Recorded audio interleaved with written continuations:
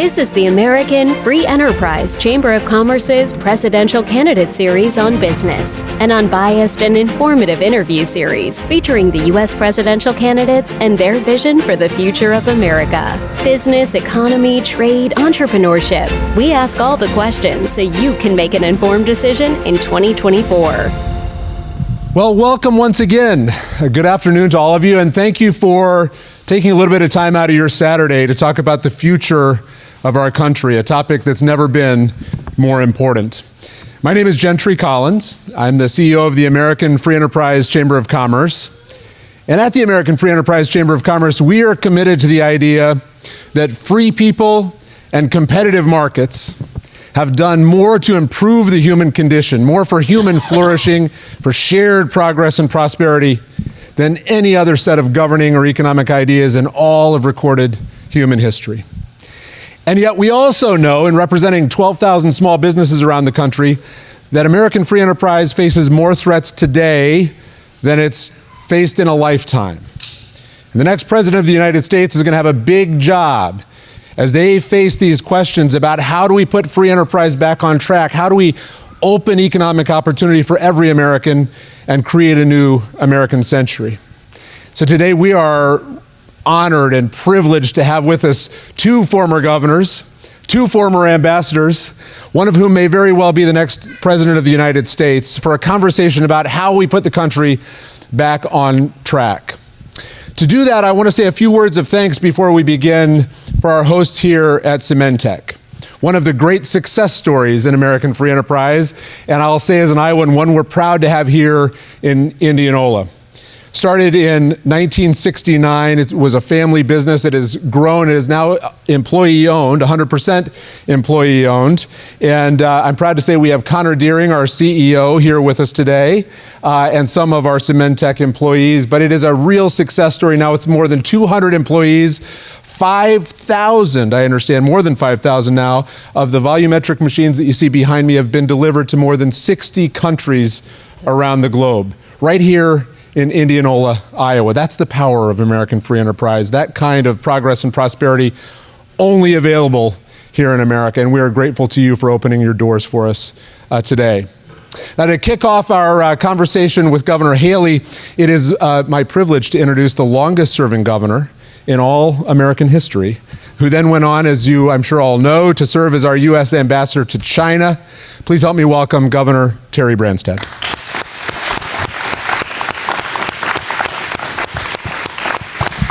Well, Gentry, thank you very much, and it's great to be back at Cementech. I served on this board for over 10 years with Lyle Simpson, and I think David Oman took my place when I left, and the company's doing better now that I'm not on the board. So it's really an honor to introduce Nikki Haley. She served as the governor of South Carolina for 2 terms, from 2011 to 2017, so it coincided with my comeback when I served the second time. As governor, she was able to drive down the unemployment to a 15-year low and was able to attract a number of companies and jobs to South Carolina, including $20 million new capital investments. Following her governorship, she served as the U.S. ambassador to the United Nations from 2017 to 18. She played a very key role there. During that tenure, she was the president of the UN Security Council, and she was able to get the Russians and the Chinese to support sanctions on North Korea. I'd be anxious to see what's happened to that now that we just saw Kim Jong-un meeting with Putin. In these roles, she was a strong defender of America's national security interests and human rights. One of the best governors I served with. I'm very honored and pleased to introduce Governor Nikki Haley. And I'll just say, Gentry, thank you for having me. Governor, it's always good to be with you. We served together, and so it's great to be back with you. I want to thank you, Connor, with Cement Tech. This is America. Like, that's as patriotic as it gets. When you see that, that's exactly the spirit that America has. That's what we want. We want to not only be making products like this, we want to be exporting it, not just in the country, all over the world. We need to be the president needs to be the biggest salesperson for what we do here in America. And so it's a pleasure to be here. Thank you for hosting us as well. And I look forward to the conversation. And can I just say to this gentleman right here, go Tigers. I love that so much. Go Tigers. Well, Governor, thanks again for being here. My role is with two governors and two ambassadors on the stage. Hopefully we'll be small, but my job is to facilitate a little bit of a conversation about how the next president is that salesperson. I want to start with sort of two questions in one, Governor, if I may. We face at American Free Enterprise Chamber this idea that too many of our young people, next generation American consumers and voters, are starting to look elsewhere, flirting with democratic socialism and worse. We see some 40% of next generation Americans aren't sure that capitalism is the way of the future. And then on top of that, sort of part two of our opening question, 80% now of American households say that inflation is a major problem in their own household budgets. We see the same from our small business members who are knocking on our door every day saying, how are we going to get this under control? And I think that sort of adds to the problem where there's a moment of national self-doubt. How does your administration address those two critical problems and start to get the American mojo back, if you'll take that question? I think, our administration would, number one, understand that small businesses are the heartbeat of our economy. If you take care of your businesses, if they have cash flow, they don't go on vacation. They hire more people. They invest back in their business. And what we need more of that free enterprise. The problem we have now is government's the biggest burden to our businesses. The way they regulate, the way they try and do wage controls, the way they try and, tell what kind of energy we should have, what we do, how we do, who we do it with. That's not the role of government. Government was intended to secure the rights and freedoms of the people. It was never meant to be all things to all people. So when you look at it, what's happening now with our younger generation? We need to remind them that capitalism has lifted up more people out of poverty in the history of the world. But what has happened is, all of a sudden, laziness has started to take over. And that's what socialism does. Socialism goes and tries to create a fair scenario for everyone. Well, I stood on the Simon Bolivar Bridge between Venezuela and Colombia, and I watched thousands of Venezuelans walk in the hot sun for hours, holding their children, to go to Colombia to get the one meal they might get that day. They had been killing zoo animals for food. This was a country that used to be vibrant and a country that fell into socialism. And we have to be very careful because Biden has led us into this socialism creep where it's telling all younger people, don't worry, you sit on the couch. Don't worry, we'll pay your student loan. Don't worry, capitalism is bad. You stay home and you can work from home. That's not what we need. Did you know 17 of our 24 federal agencies aren't completely back to work yet? So if you've got a federal government that's not back to work, how are we going to get a country back to work? We've got to remind people that it's good for our health to work. It's good for our health to be social. It's good for us to be out. But in order to do that, we've got to right the ship in D.C. First, understanding that Republicans and Democrats are both part of the problem. They have spent like drunken sailors. They've put us in debt to where we're going to have to deal with it, and we've got to pull out of it. But the ones that will pull us out of it are our American businesses. If we get out of the way and let them do what they do best and produce and hire and sell, and a Haley administration would be a partner to our businesses, not one that dictates, but an actual partner that sees them for the opportunities that they are. Thank you for that. Let me change the topic just, if I may, to supply chain needs.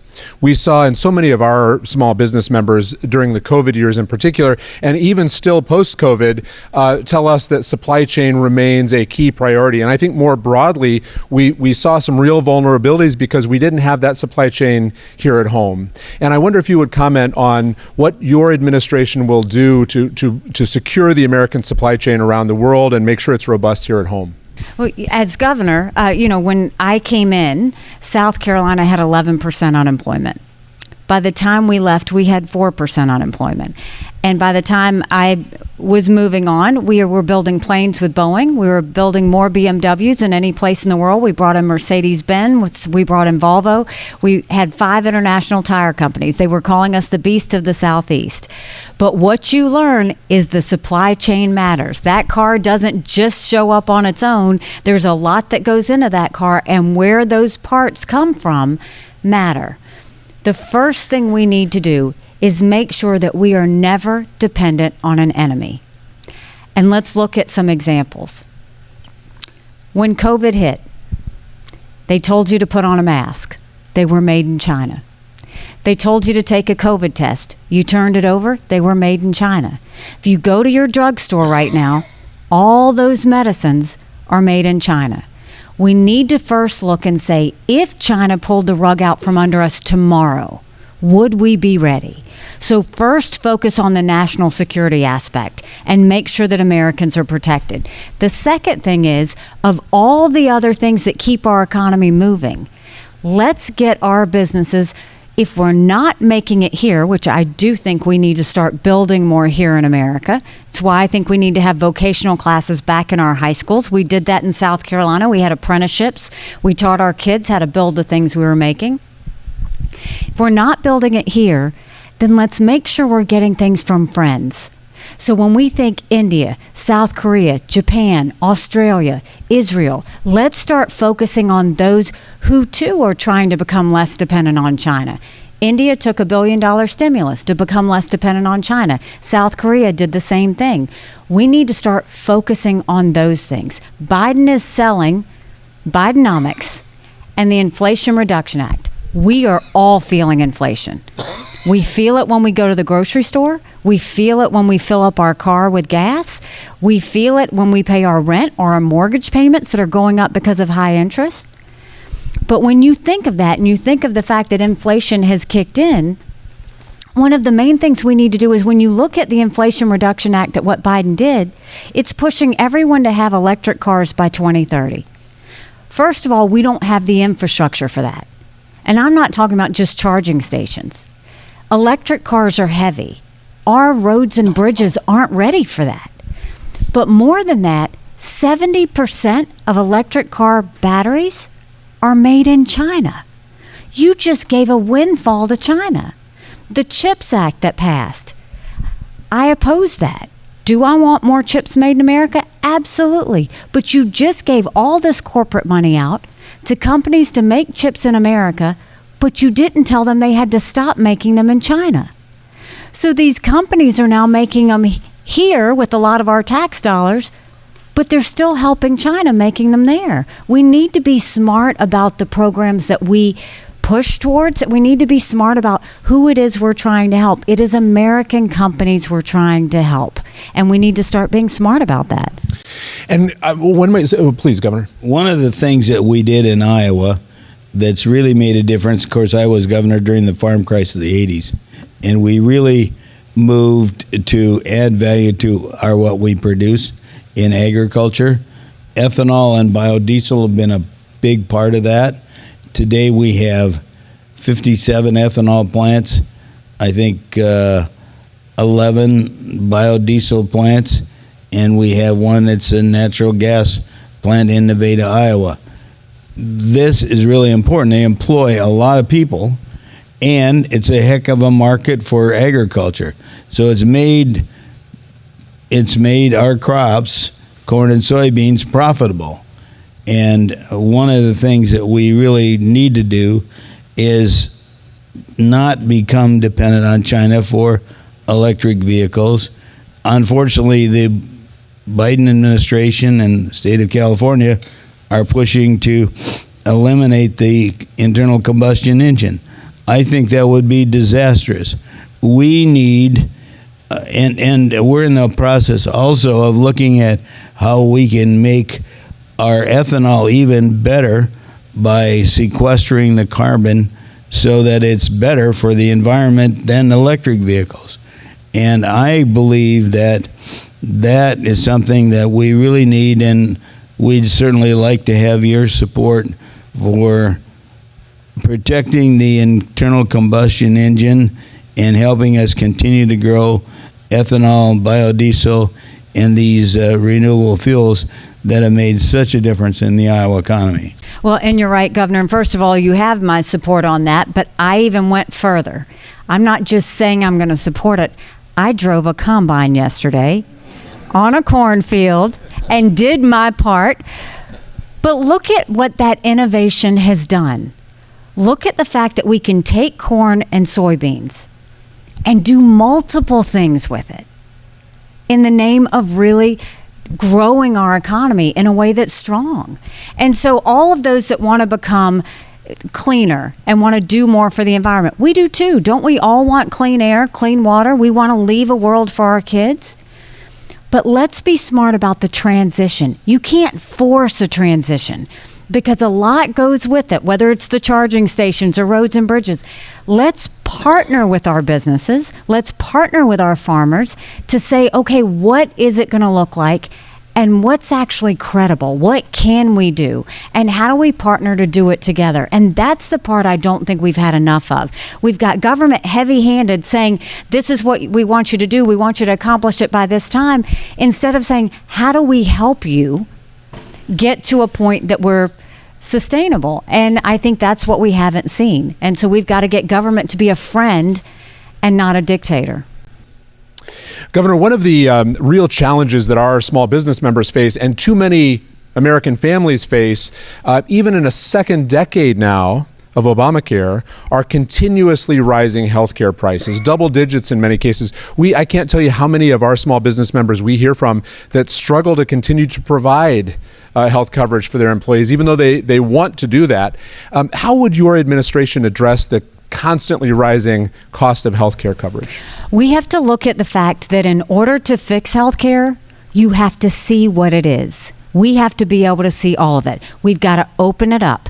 So make it all transparent. The insurance companies to the hospitals, to the doctors, to the PBMs, to the pharmaceutical companies, and everything in between. Make them show us everything. I'll give you an example. We take care of my parents. They live with us. They're 87 and 89.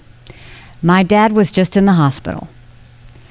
Now, when we take him to the hospital and he comes home, he gets a hospital bill that was negotiated between the insurance company and the hospital. And no one talked to us about the charges. No one talked to us about what that involved. They just told us what we needed to pay and that they had taken care of the negotiations for us. When my mom was in the hospital, they came and they brought her 2 Tylenol. She said, I don't need them. And the nurse said, honey, you might as well take them anyway. You're paying for them. That's wrong. It's wrong. So if you take your car to get fixed, what happens? The auto mechanic says, well, we could do a quick fix for this much. Or we could do a full-scale fix for this much. At the end of the day, you decide because it's your money. If we just dealt with the insurance companies, we would cut healthcare in half. But let's start exposing it.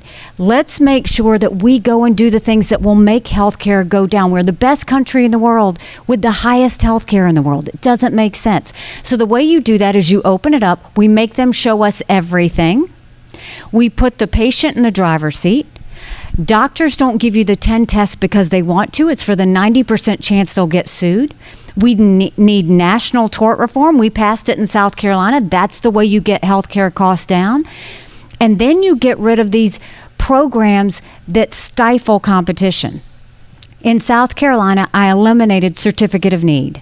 That is a process that a hospital will say, okay, I'm a hospital here. No other hospital can come for X number of miles because it would hurt our business. You don't get to do that in business. I didn't get to do it in our family business. Why does healthcare get that? What we want to do, get rid of certificate of need, and a hospital should be able to go across the street if they want to, because guess who wins? The patients. Because all of a sudden, quality goes up, prices go down, and competition fixes all things. We've got to open up the healthcare system. This isn't rocket science, but you can't fix what you can't see, and we have to make sure we can see it all. Amen. And let me just amplify, and I think you've said it, but I want to underline this. The Biden administration and some on the left are calling for government price controls. I think our free enterprise position is certainly much more that we need to have the kind of transparency and accountability that you're talking about. Where do you come down on the Biden administration's price controls in healthcare? So they want to get your vote by saying they capped certain medicines. But guess what? They got to pick and choose which medicines for you they're going to cap. Your medicines should be affordable, not because government decided they should be affordable for you. They should be affordable because we go and we allow all of these things to happen. We get government out of the way. And let me give you a real world example that was a kick in the gut to me, and I think it should be to you. Amoxicillin. I saw these parents over here with these two little kids. And you know, if you've got ear infections, they're going to give you amoxicillin. Right now, our federal government gets our amoxicillin from China. We have a company called U.S. Antibiotics in Bristol, Tennessee. They make amoxicillin, and the federal government won't buy it from them. They're buying it from China. Tell me, in what world is that patriotic? In what world does that allow for competition? In what world does that not create ideas of people wanting to start their own businesses and make their medicines here? That's hurting us, not helping us. Those are the things we have to stop. You always help our American companies first. You always go with friends before you go with enemies. And the government's doing the total opposite, but telling you, oh, but don't worry, we're going to give you this medicine with a price cap. But the rest of the medicines, good luck. Governor, thank you for that. I want to turn your attention now to tax policy. As you might imagine, our small business members all over the country deeply concerned with tax policy. And I'd like to ask you specifically, the tax cuts that were passed in 2017, as you know, expire in 2025, early in the next president's term. Where does the Haley tax policy take the country? What does that look like? And a related question, in a closely divided Congress, how do you get Congress to come along to your point of view on what American tax policy should look like? I think America needs an accountant, not a lawyer. I'm an accountant. And, you know, accountants look at a whole story. We don't just look at how you fix this part or this part. We look at 10, 20, 30 years down the road, where do you want to go? And we need to look at a few things in our economy, and also looking at a few things when it comes to tax policy. So first, let's look at the fact we're $32 trillion in debt. We're having to borrow money just to make our interest payments. China owns some of that debt. And while I would love to tell you Biden did that to us, our Republicans did that to us too. We know that when they spent that $2.2 trillion COVID stimulus bill, they expanded welfare, giving us 90 million Americans on Medicaid and 42 million Americans on food stamps. Social Security will go bankrupt in 10 years. Medicare will go bankrupt in 8. So the first thing we have to do is stop the spending, stop the borrowing, eliminate the earmarks, and I'll veto any spending bill that doesn't go back to pre-COVID levels. When it comes to tax cuts, we should extend the tax cuts. But let's focus on how we get more money in people's pockets. So yes, we should go and make sure that we expand those tax cuts further so that we can simplify it. As an accountant, you shouldn't have to have an accountant go and do your tax return. You should be able to do it simply and easily and know exactly what you're supposed to do. And they've made it so complicated because government has picked winners and losers. Let's go back to where we put more money in the pockets. And the way we do that is we bring this inflation down. Let's not be energy independent. Let's be energy dominant. And then let's go and take all of the federal programs that we have in D.C. right now and send them down to the states. Send that money down to the states so that you reduce the size of the federal government and you empower the people on the ground in the states. That's what we have to do. Think education, think healthcare, think benefits. If we did all of those things, you really are reducing the overall big animal in DC. And look at the power you would give people and businesses in the states to be able to spend that money on their own. Absolutely. I have two more questions for you, if we may, and then we'll save some time to meet the important people here in the state of Iowa. So the next one I'll say is almost a cousin of tax policy, and that is regulatory policy in America. We surveyed our members just some months ago, and what came back was that more than any legislative priority, including tax policy, we found more concern among our small and mid-sized business members about regulatory overreach in America than any other single issue. And so as we started to explore that, Governor, what we learned was that back in 1996, when Bill Clinton declared the era of big government over, there were just 9,200 federal regulations on the books, 9,200 federal regulations, and both parties at that time agreed we had too much. Today, there are 120,000 federal rules on the books. Republican presidencies and Democratic presidencies, there's not a year with fewer than 3,000 new federal rules that have been added. What does a Haley administration do about regulatory overreach and the complexity and cost that that puts on the shoulders of America's entrepreneurs and job creators? You know, it's not what I say, it's what I've done. When I was governor of South Carolina, the first thing I did is I went and replaced the heads of every agency in my state. I will do that as president. The second thing is I wanted them to remember that they worked for the taxpayer, not the other way around. So we told them, if you are costing a person or a business time, you're costing them money, and that has to stop. If there's papers on desks, we want them moved. If there's things that need to be approved, approve it quickly, deny it quickly, but get it out of the way. Then after I replaced the heads, I sent people into every agency to clean it up.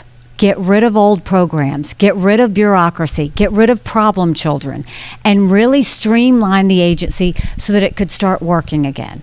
And then I set up benchmarks, and every 90 days, those agencies had to prove to the taxpayers the return on investment. And so we started to see that happen. Then we looked at their spending, and I saw agencies were spending because they were worried they weren't going to get the same amount of money the next year if they didn't finish all that they got this year. But when I would walk through those agencies, you opened up closets and there'd be towers of computers, towers of printers, towers of paper. And so we put all of that spending online and exposed it. And then we incentivized those agencies to return money back to the taxpayers. My agencies started to compete against each other to show how efficient and effective they could be. We had to show them what their mission is. Government agencies right now think that their job is to tell you what to do, how to do it, when to do it, and why you do it. That's not what capitalism says, that's not what free enterprise says, and that's not freedom. Instead, government's supposed to be a partner and support businesses so that they can do more, not go and mandate businesses on what they do less. That's where all the regulations have come from. That's why if we reduce the size of those federal agencies and put that down in the states, the people that are dealing with it will decide what regulations they need, what they need to do. The feds should be nothing more than allowing for research, allowing for innovation, allowing for things that will help support businesses move better. And so we've got to get out of that mentality that government knows better. Government doesn't know better. Government breaks more than it fixes every time. People know better. Businesses know better. And so that's a lot of what we've got to do. You look at energy. I was on an oil rig in Midland, Texas. It's the most beautiful sight you'll ever see. It was incredibly patriotic. The EPA cares more about sagebrush lizards than they do about making sure that Americans can afford their energy and can afford gas. That's the problem. You look at all of these regulations for environment, for wage protection, for all of these other things trying to protect us from ourselves, that what they're doing is they're hurting America. They sure are. I know, Governor Branstad, you like to say that your successor improved on everything you taught her. As you've described, Governor Haley, she is in the midst of a reorganization here that is very much in line, I think, with what you were describing, and I'm sure is very much a part of the way that you became the beast of the Southeast in terms of the kind of growth that this mindset brings. And I did what she is doing now. I went and we merged all of our agencies in terms of they all had different HR systems. They all had different computer systems. So one agency couldn't talk to another agency by computers. We got them all on the same system. We did things exactly the same, and it saved us money, and it made them more efficient. And she's going to see that happen with the agencies and what she's doing for you now as well. So I've got one more question for you, and then we'll save a little bit of time to meet some voters. But I think it's the most important question from my perspective. Governor, in the last 9 federal elections, so a period going back 18 years, 8 of those elections have been change elections. The party that controlling the House, the Senate, or the White House has changed.